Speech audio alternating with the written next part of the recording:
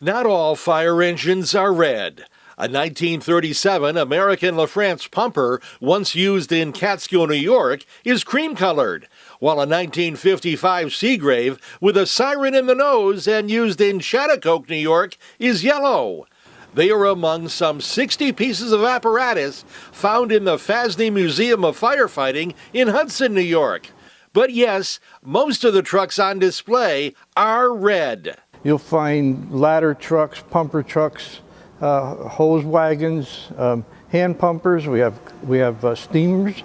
We have quite a collection of some nice steamers. Former volunteer firefighter Jerry Hallenbeck works in visitor services.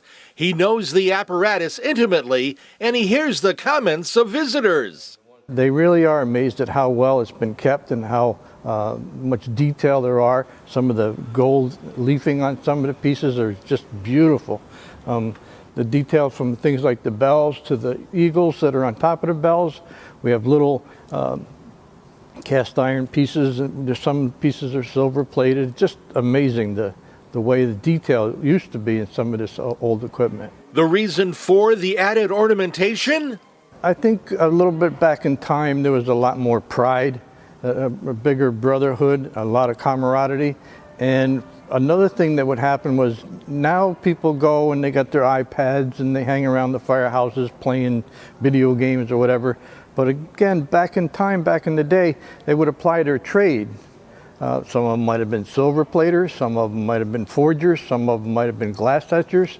And a lot of that showed in the pieces of equipment that they kept in their firehouses. The oldest piece is a Newsham hand pumper that was built in England. It was built in 1725, arrived in this country in New York City on a ship named the Beaver in 1731, was used for 154 years before it was donated to the museum. It took 4 to 6 men to operate.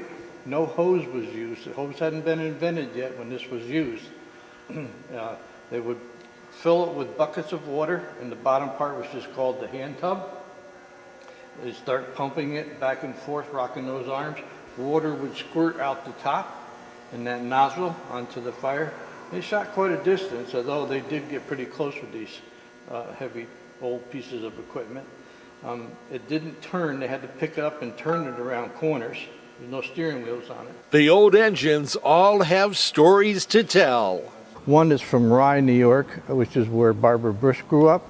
And it is said that that piece of equipment at one time answered an incident at her house.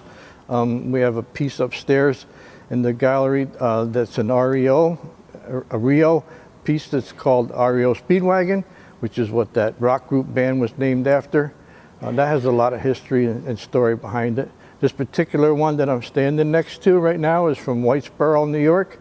It's an American LaFrance piece.